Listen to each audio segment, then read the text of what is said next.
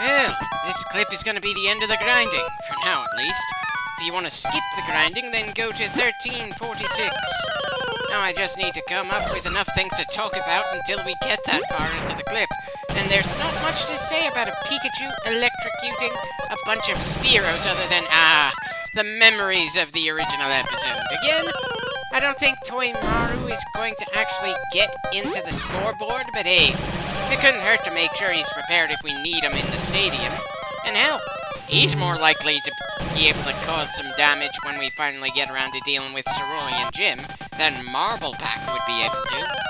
Bloody hell, in most playthroughs, Misty is an absolute monster for me to deal with. Granted, she's not the most dangerous battle if you do enough prep work beforehand. But as all my grinding has shown, it takes a lot of time to get a full team up to par. And if you don't take that time, even an otherwise forgettable trainer could cause you plenty of trouble, much less a goddamn gym leader. Add in the fact that we've got a rival battle before we enter the gym, and we've got our hands full even without throwing in the stadium stuff we're going to be doing later in this clip.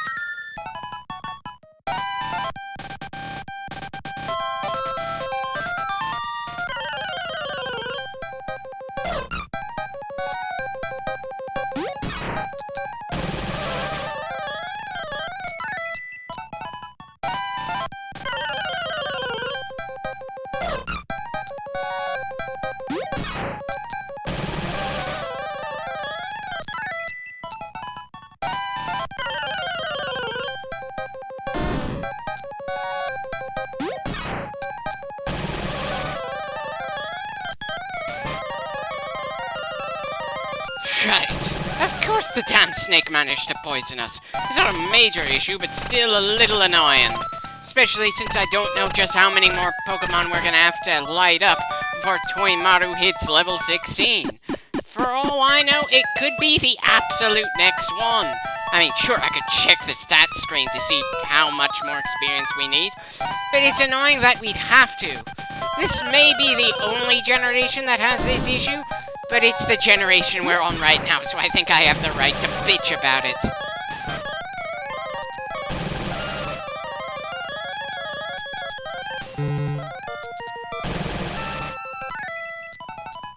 Right, too much to ask that was enough for Toimaru to be done grinding, at least in this clip. Ah, well, I suppose it's giving the franchise mascot more time on screen. As starters go, I can't help feeling a Pikachu has to be one of, if not the, most pathetic. But then it wasn't actually a starter in the absolute first games. It became one in Yellow after the anime turned out to be a hit, and they decided to make Yellow fit closer to the anime. Not that it's all that close, since, well, Ash didn't win the tournament to become the champ, but in Yellow you just plow through the Elite Four and then your immediate rival. No tournament in front of a massive audience, just a handful of closed rooms, and then you're the champ that Ash couldn't be in the first generation. Granted, the hero losing that close to getting to his goal was actually rather surprising back then, but they pulled that trick way too often in the anime. Ash isn't allowed to age, and he isn't allowed to win a major tournament unless it feels disconnected from his goal to be considered a Pokemon Master somehow.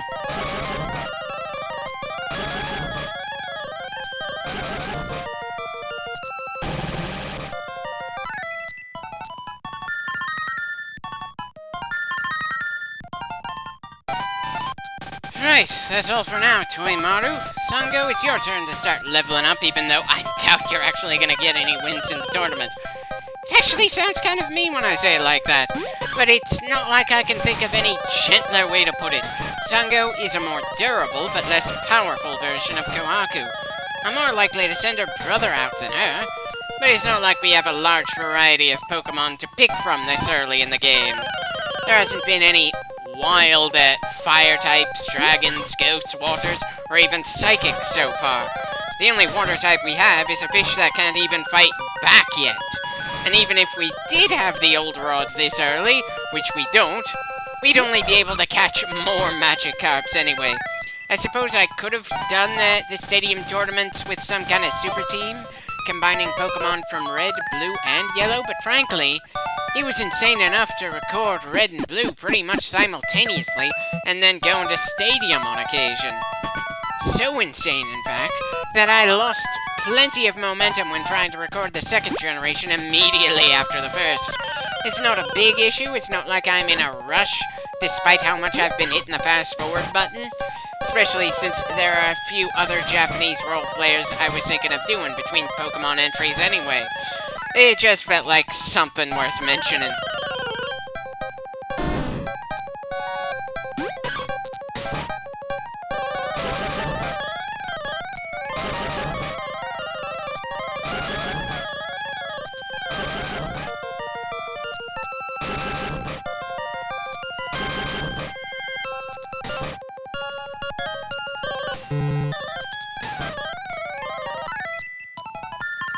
Right, one more level and Sangha will be as prepared for the Stadium tournament as I can make her.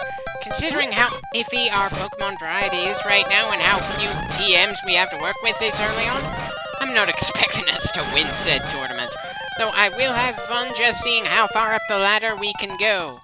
Besides, going into battles where you're genuinely at risk of losing is a lot more interesting to me than just going through nothing but one-sided stomps.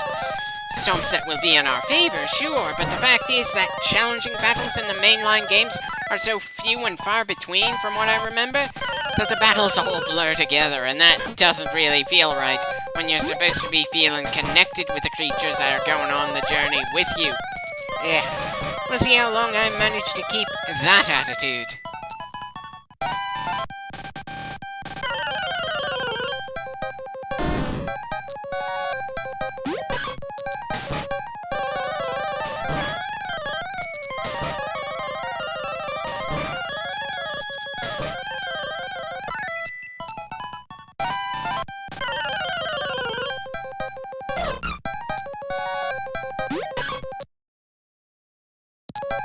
No clue why the recording decided to pause like that, especially since it doesn't look like it actually lost any of the footage. I somehow doubt my Windows 10 computer is in any way struggling to pull off the graphics or noises from an old Game Boy title.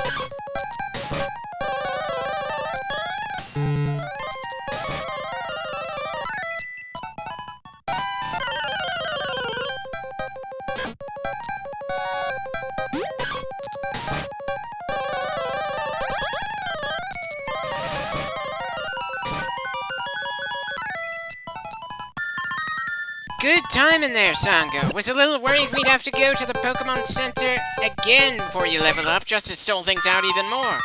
Just a shame that I'm not a fan of what a Nidorino looks like. At least a Nidorino looks like it's become more dangerous overall, while a Nidorino just looks like it's gained some weight.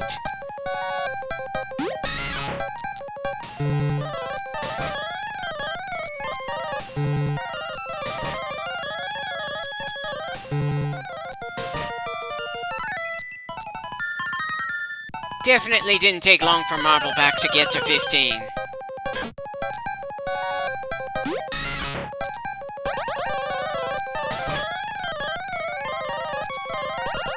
That's right, keep lowering the defenses of the rock as it keeps slamming into you.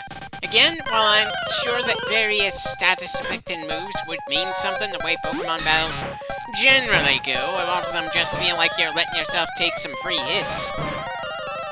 Funnily enough, I keep that attitude with a lot of role-player games, which is ironically one of the main reasons I've never been able to beat Shin Megami Tensei Nocturne.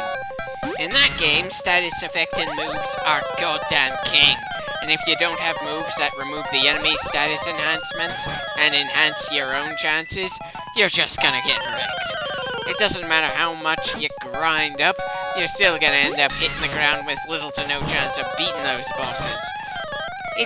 It's that funny thing, where intellectually I know I'm doing wrong, but I'm so used to a particular mindset in that kind of game, that it's hard to actually adjust in that individual game.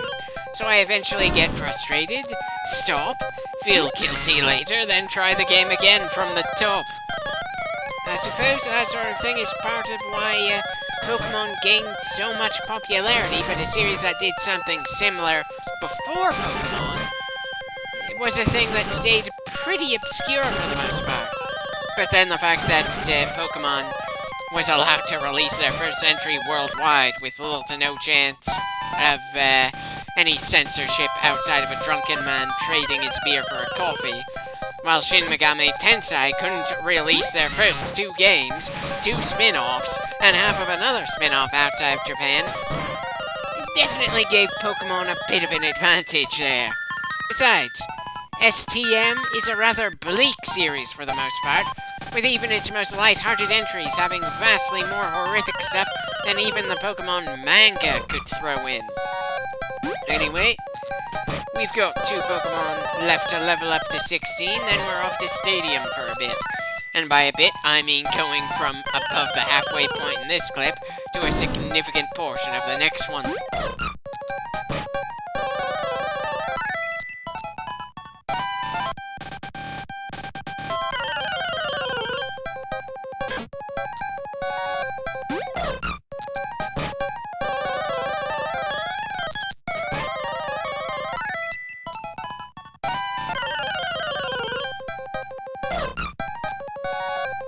I'm pretty sure that bird against bird battles would always look pretty nice, but that's probably just my enjoyment of World War II style dogfights talking. Hell, it's one of the main reasons I loved the second Pokemon movie that had the 3 legendary birds and Lugia. Unfortunately, I doubt we're ever gonna get anything that looks anything like that in any of the mainline games. But with the way the animation in this franchise takes shortcuts, even in the 3D entries. I know from an animation standpoint why they take many of those shortcuts, but again, after the absolute train wreck that was Sword and Shield's generation, I've become less understanding of the troubles.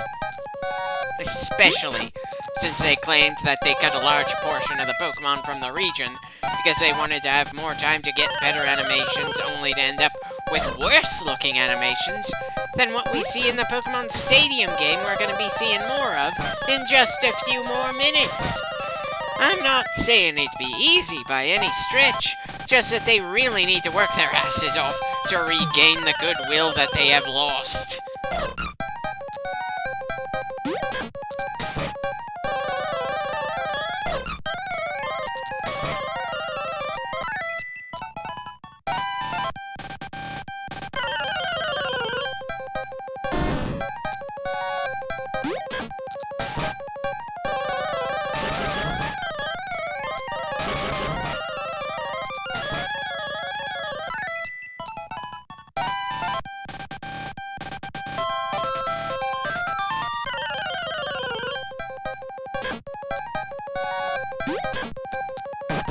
Really says something that I don't mind the constantly repeating Pokemon in the grass the same way I did getting annoyed by all the Zubats in the cave.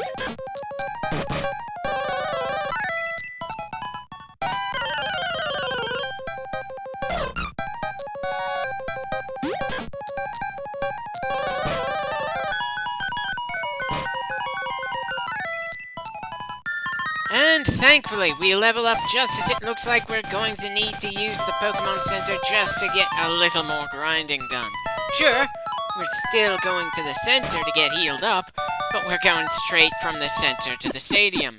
As a side note, am I the only one who wishes the remakes did more to make the cities and towns seem larger, so it actually feels justified to call them cities and towns instead of, little villages?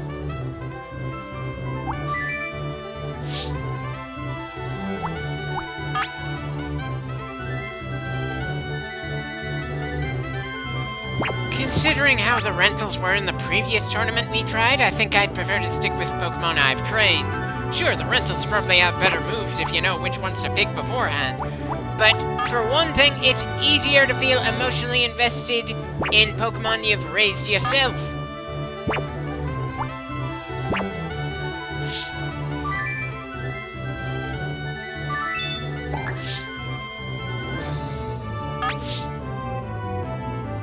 Great, I didn't even put Sanko in the cart despite spending a good amount of time grinding her up. That's just sad.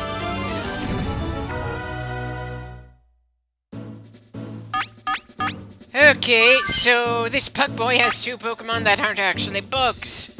I I'm pretty sure that Kawaku and Mig are gonna have a reasonable enough time here, though I would have felt a bit less iffy about the first round if we had a fire type on top of that.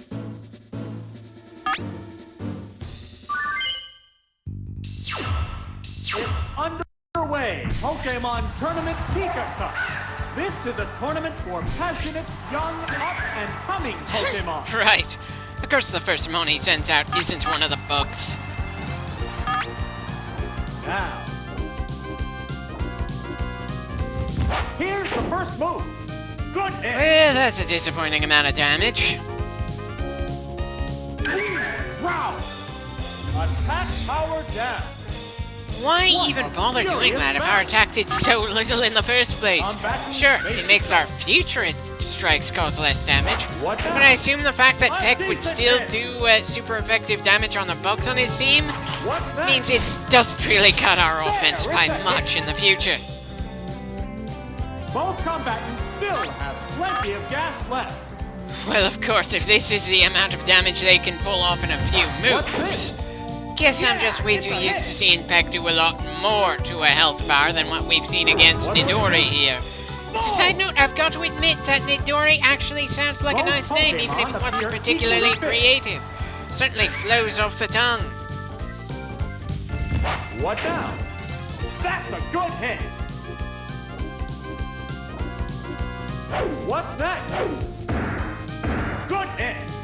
I could have sworn that flying type resisted fighting.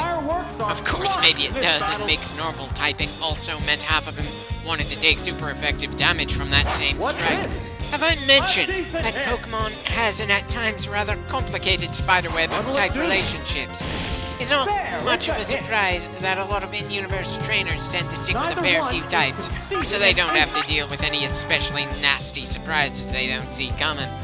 Anyway, looks like Mig's 14th win was a little on the lucky side here. Not sure that luck is gonna take him to win the entire battle for us. It's not gonna let him sweep, but for now, it's gotten him back up to the top score on the board. It has to make up for lost ground. This is a fight between two different types of Pokemon. Whoa! Looks like a bad Pokemon choice. Well, Mig's pretty worn down right now, so even though the Venonat is at a type disadvantage, he's still got a good chance to survive to the next one in our roster. Still, couldn't hurt to switch out, especially if we have to switch Mig back in. He'll have lost the attack debuff, so Peck should do more damage if need be. Oh, it's Ivysaur!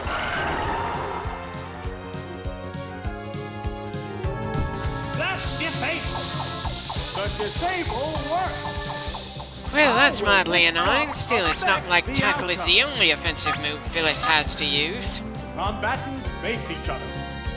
Disable war off! Okay, what's even the point of Disable if you don't know what move it's gonna temporarily shut down, and it might wear off that damn quickly? Sure, it's got more of a point than Splash, but still, that was just sad. They go into battle poses. What'll it do? There, it's a hit.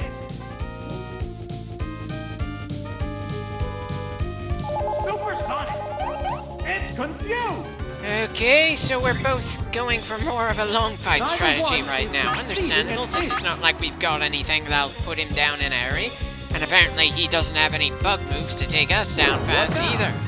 Kinda funny that even the kid named Bug Boy doesn't want to give his bug Pokemon bug-centric moves. It didn't work. There's a big difference in HP. They strike fighting poses. Whoa! At least we've got enough of an edge that smacking ourselves across the face isn't gonna screw us over later. What's this? Yeah, it's a hit. The intense battle continues! Look, I know as an announcer he has to hype things up, but I think I'd appreciate him being surprised at a slower paced battle than saying everything is intense. What'll it do? That's a good hit! And another foe Is it falls due down to and Leech out? Seed. It's actually kind of amazing how many Pokemon have fallen due to that little trick. There's At a least this time it difference in doesn't the feel like number I of need to reserve split a point Pokemon. between Phyllis and someone else. Oh, it's Parrot! The remaining Pokemon count is 3-1. The battle has become one-sided. Well, a 3-on-1 is kinda possible for one Pokemon to win. Personally, I'd say a 6-on-1 would be what I would consider one-sided. But I suppose it's literally impossible to see that kind of mismatch in this type of tournament, given the rules. Now. What's this? Yeah, maybe I'm a little too stubborn when it comes to trying to seed our enemies. Do other grass starters have Leech Seed as well? Or was it just Bulbasaur? I don't really play around with grass types that often. Not conceding and not trying anything different at all. If at first you don't succeed, just keep on trying till you get lucky. That doesn't feel like especially great advice to give to someone, but that seems to be my attitude at the moment. Whereas Perry here is proving a good deal more menacing than the Venonat we just took care of. In fact, I'm pretty sure the missing R in Perry is being used to get some revenge for his two fallen comrades here. What's this? Oh, the attack missed! Right, so Phyllis accomplished a lot of nothing against that bug. Definitely my fault. Still, so long as Phyllis is paralyzed, that means, according to the rules of this tournament, that Perry is going to be incapable of paralyzing Kohaku in return. Not what I typically think about when feeling that someone took one for the team, but hey, I'll take what I can get. Especially a victory in the first round. How will this swap affect the outcome? They strike fighting poses. What now? Severe hit. Probably the hardest hit we've seen in this entire battle. What's that? Oof, it's paralyzed. What? No, seriously, what? Battle. Did I misread the rules of the tournament? Combatant We should not have had two conscious members of our team paralyzed at once. As soon as this battle's over, I'm gonna give those rules another bloody look. Please don't tell me we're gonna lose here because of that kind of bullshit. I refuse to go down in the first round like that. What'll it do? Hit the weak spot.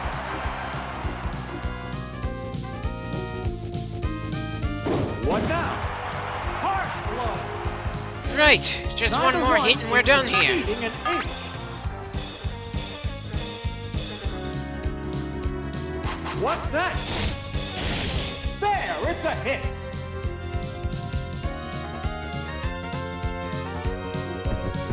Heavy tackle. Well, that's certainly closer than I would have liked for that first round. Still, a win's a win. We'll see how many more rounds we can win next time.